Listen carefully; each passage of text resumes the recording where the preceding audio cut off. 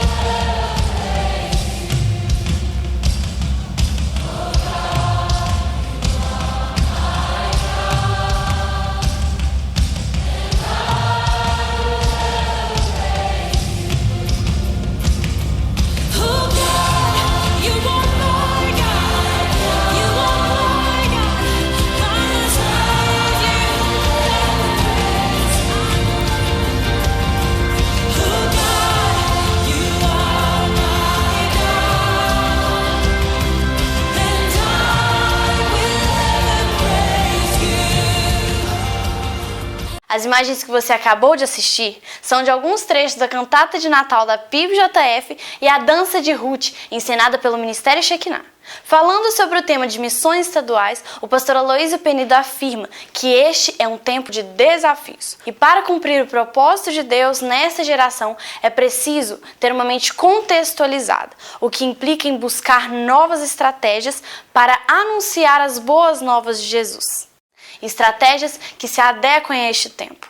Pensando assim, a ação missionária de muitas igrejas tem investido em movimentos artísticos, como pintura, música, dança, entre outros. Para falar sobre este assunto, em companhia de líderes do Ministério de Teatro e Música da PIBJF, nós entrevistamos um missionário especialista em artes e missões. Confira! As artes são uma forma de comunicação muito forte em todas as culturas. Então é uma maneira de se comunicar o Evangelho, desde que nós conheçamos qual é a nossa missão como cristãos, que é exatamente publicar o Evangelho de Jesus Cristo, discipular, fazer discípulos, e por meio das artes podemos fazer isso também. E existe fundamentação bíblica para isso? Sim, existe, desde a criação. Adão mesmo foi uma obra de arte de Deus. Nós encontramos na Bíblia música, encontramos poesia, encontramos dança, encontramos a dramatização, criações artísticas. Se lembramos, por exemplo, de Bezaleel, que foi chamado por Deus para criar os artifícios do templo, do primeiro tabernáculo, na realidade. Então tudo isso foi revelação de Deus para nós, através de maneiras artísticas. No Brasil hoje, nós vemos uma diversidade enorme de ritmos e estilos musicais. Mas você vê esses diversos estilos como uma forma que pode ser empregada no evangelismo. A música, assim como outras artes, são instrumentos, são ferramentas, são veículos para se comunicar. E podemos usar esses veículos, mas o que nós precisamos entender é que comunicação só existe se o receptor estiver entendendo a nossa língua. Então, estamos querendo comunicar o Evangelho para eles. Precisamos saber se esse modo de comunicação vai ser entendido, compreendido corretamente pelo receptor. Então, precisamos de muita sabedoria nas escolhas das coisas, seja de música, seja de artes, para sabermos se isso realmente é uma coisa que não vai ser uma pedra de tropeço, mas se vai ser uma coisa realmente que vai ser uma bênção, uma comunicação livre do Evangelho. Vamos dar uma olhada numa adoração de um povo africano.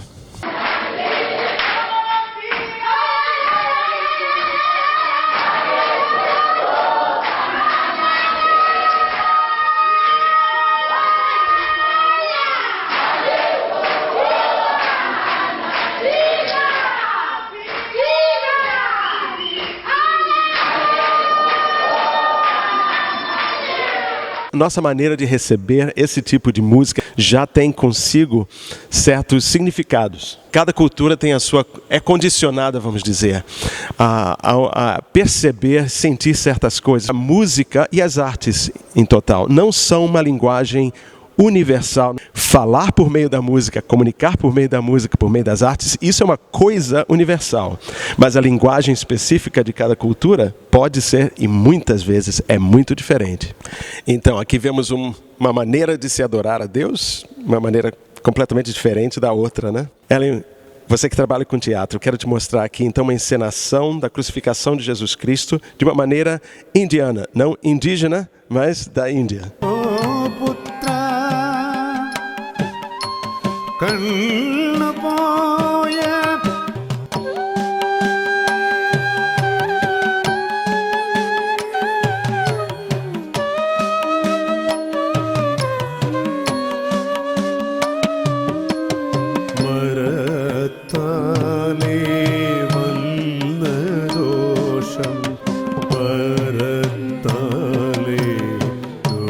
Eu achei interessante a encenação que eles fizeram dentro da própria cultura deles, né? Quando a gente vai encenar, a gente procura tudo como era na época, e eu achei interessante porque eles encenaram muito bem a crucificação de Jesus, mas dentro da cultura deles, das vestes deles, né? Eu achei interessante também a questão das mulheres. A gente pode ver aí que só tem Jesus, né, como homem, e todas as outras são mulheres representando, né, os soldados e tudo mais. A própria cruz é uma cruz humana.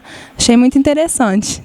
É exatamente isso. Então tem essas variedades. É claro que eles vão reconhecer que isso não é o original, mas é uma maneira de comunicar a verdade através de uma maneira artística que comunique diretamente com aquela a cultura. Eu acho interessante assim, a gente lembrar que dentro do Brasil a gente tem muitas culturas, dentro da nossa cidade a gente tem culturas diferentes, e não só culturas diferentes, mas pegando um pouquinho do que você falou antes sobre a questão de que para haver comunicação, o meu receptor tem que entender a mensagem. Então, quem é o meu receptor? É adulto? É criança? É adolescente? Onde ele vive? Qual o contexto social dele? Né? Então, assim, é importante a gente levar tudo isso em consideração também na hora de escolher a arte, né, que a gente vai colocar ali. O planejamento da igreja ele pode ser muito eficiente, né, mas ele só vai ser eficaz se ele levar essa cultura local em consideração. Então, Elcio, para finalizar, o que é necessário levar em consideração para cumprir o propósito de Deus nessa geração, utilizando artes no evangelismo? Seria entender a missão, divulgar o evangelho, fazer discípulos de todas as nações, entendermos que devemos valorizar a mesma cultura de cada um para podermos comunicar a mensagem de Deus de uma forma que seja compreensível para eles. Este é um tempo de desafios. O propósito de Deus para essa e para as futuras gerações é trazer o homem de volta para a sua presença. E para isso, ele usa a sua igreja.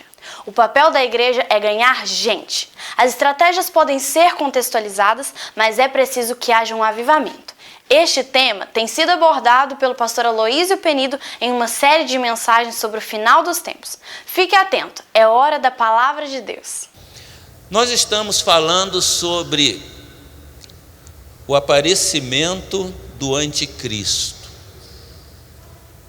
Eu queria até fazer uma pesquisa aqui, que algumas pessoas às vezes dizem assim: puxa, pastor, eu fico meio assustado com esse negócio. Eu falei: será então que eu estou fazendo o que devo fazer ou não?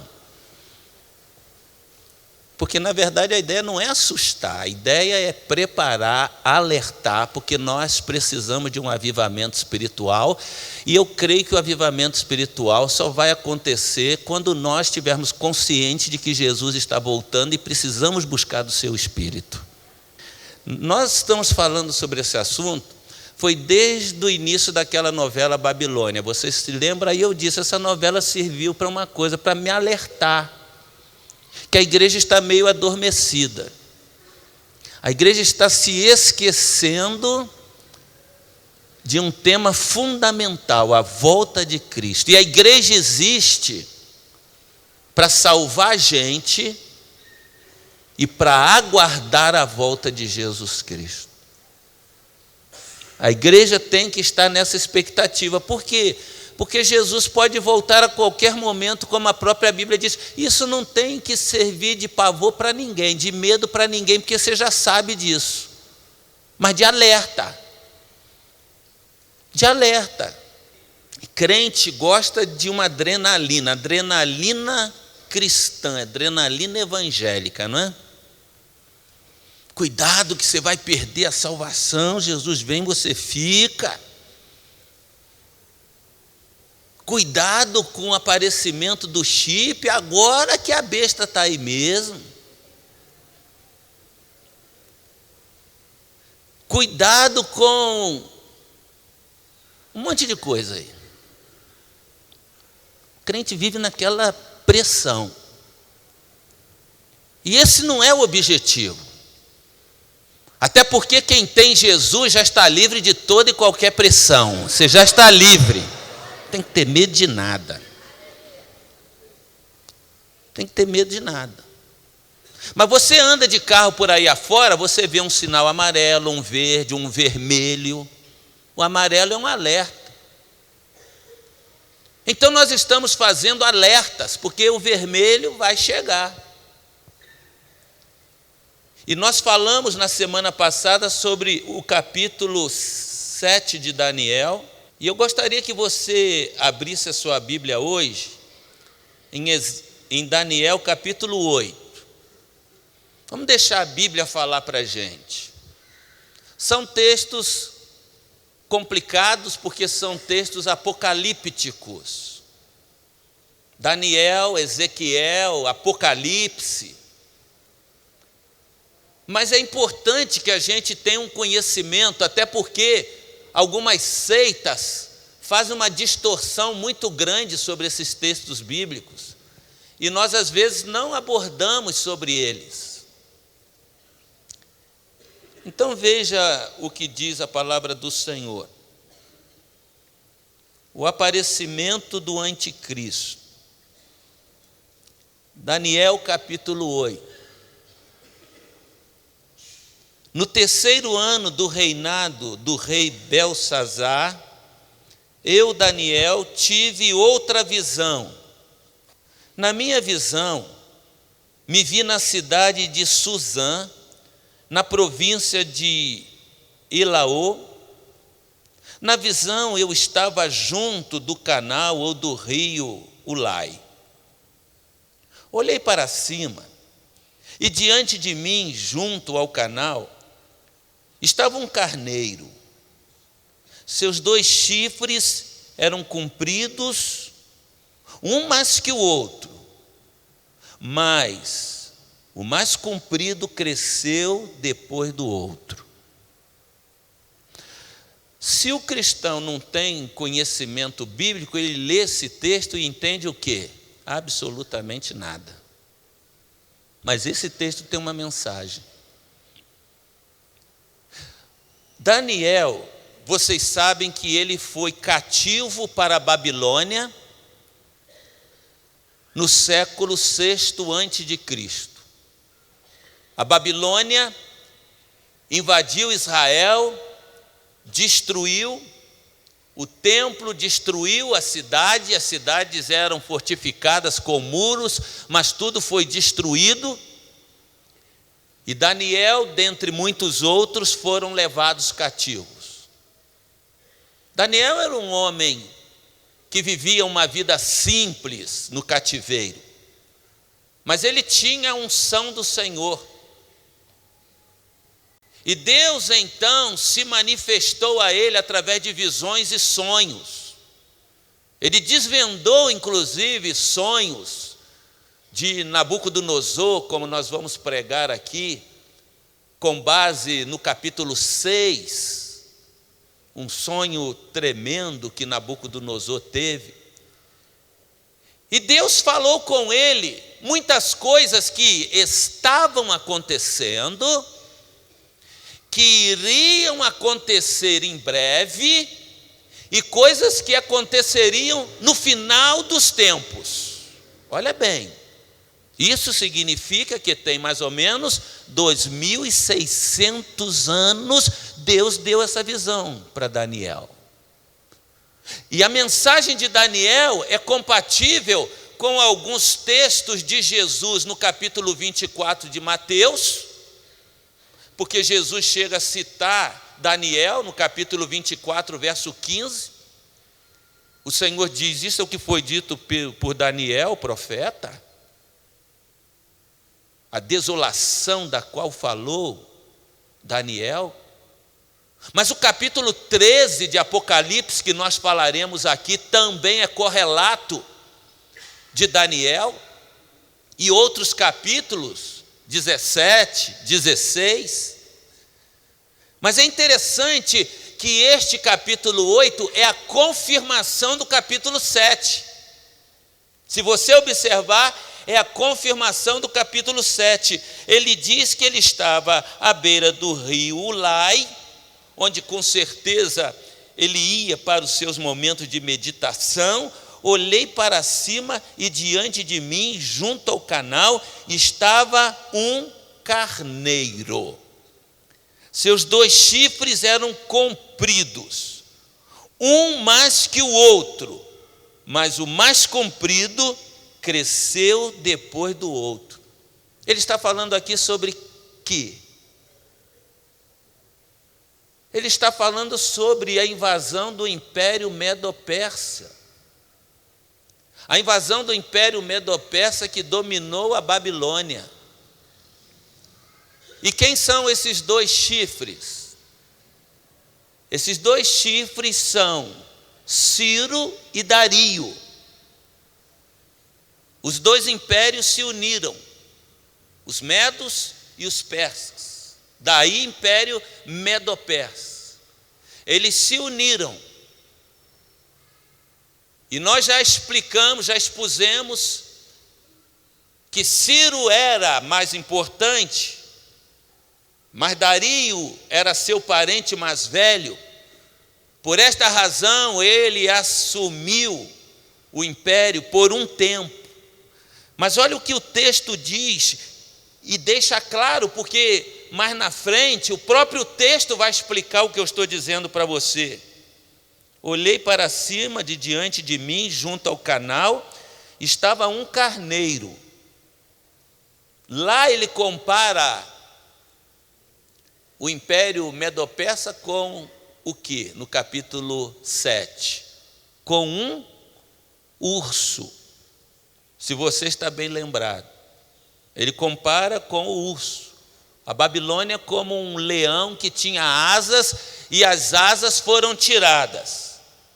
E aqui ele está dizendo agora que o Império Medo-Persa é comparado a um carneiro. São apenas símbolos.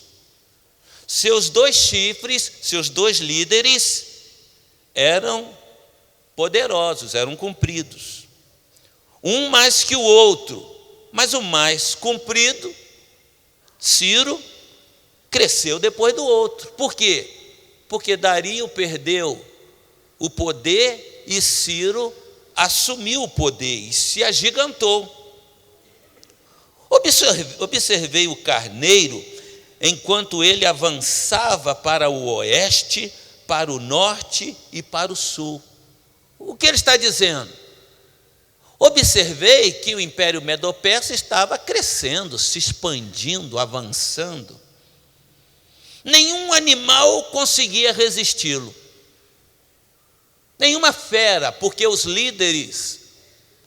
Os reis da época eram e são tratados na Bíblia como verdadeiras feras. Nenhum animal conseguia resistir-lhe. E ninguém podia livrar-se do seu poder. Ele fazia o que bem desejava e foi ficando cada vez maior. O império foi crescendo cada vez mais. Enquanto eu considerava isso, de repente, um bode com um chifre enorme entre os olhos veio do oeste. Quem era esse bode com chifre enorme? O império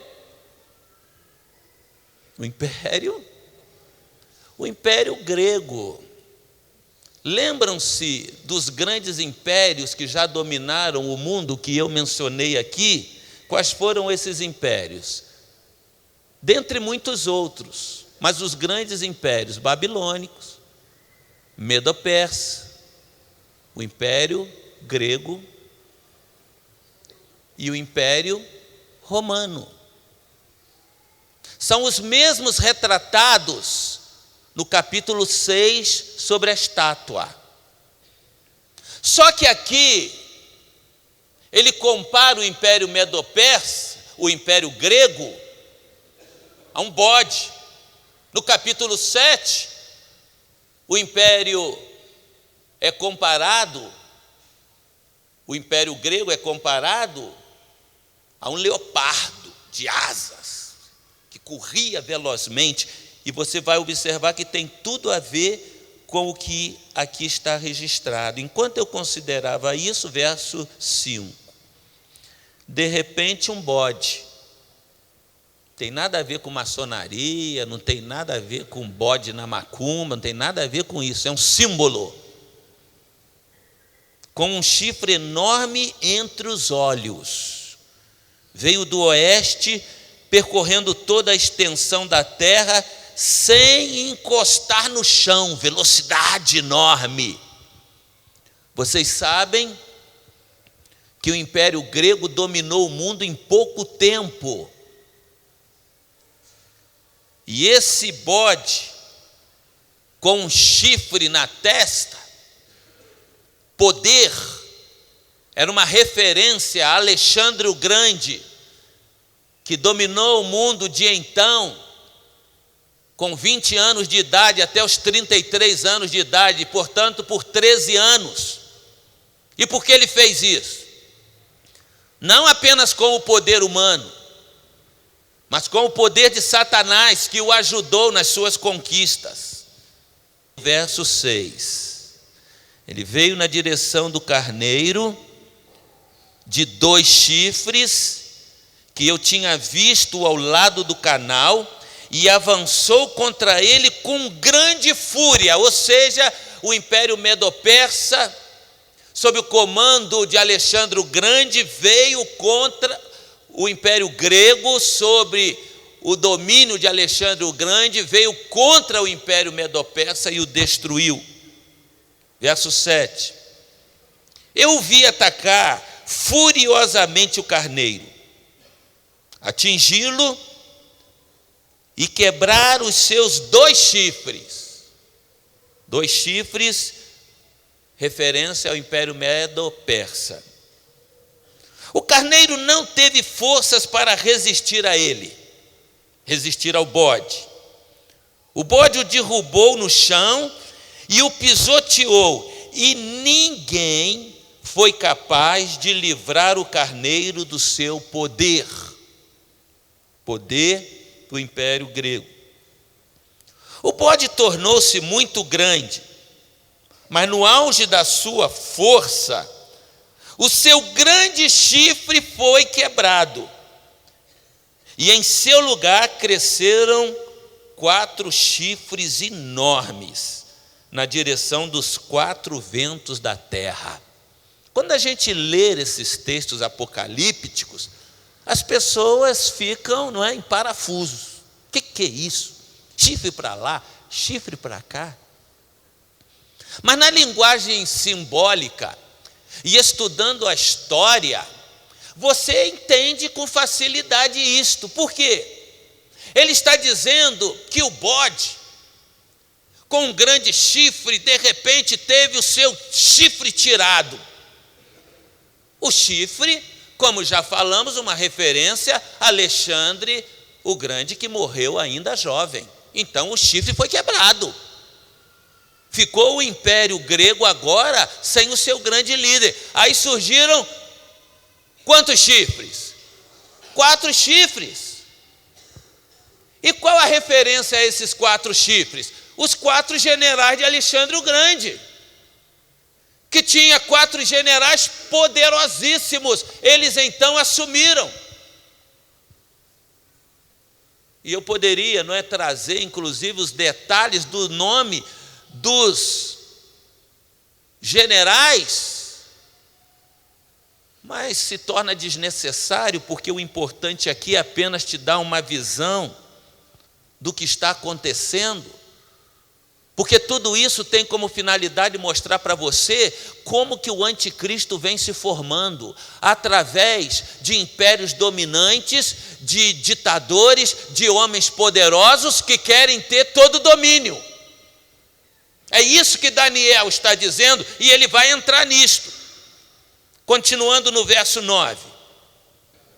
De um deles saiu um pequeno chifre que logo cresceu em poder na direção do sul, do leste e da terra magnífica. De um desses chifres, que começou a dominar todas as áreas, agora sai um outro chifre. O mesmo é dito no capítulo 7. Um chifre pequeno entra no lugar de 3 chifres. Chifre significa poder. Então agora um poder vem crescendo vagarosamente, e no lugar dos outros chifres ele vem se agigantando. Mas vamos continuar, porque a história é sumamente importante para você entender. Agora veja bem, verso 10. Cresceu até alcançar o exército dos céus, e atirou na terra parte do exército das estrelas e as pisoteou. Agora, Daniel já está vendo o surgimento do anticristo.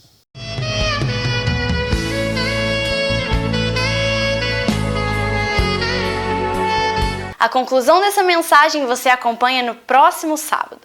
Hoje é dia de Anderson Freire na PIBJF e você é o nosso convidado especial. Bom final de semana, Deus te abençoe.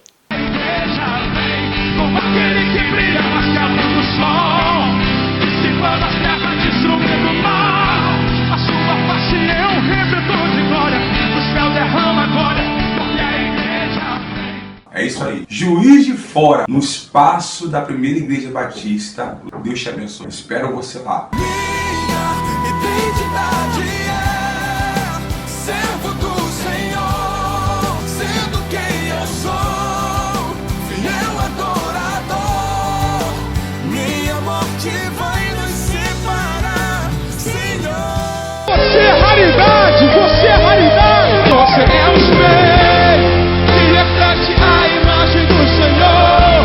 Não chore se o mundo ainda não notou. Já é o bastante Deus reconhecer o seu valor.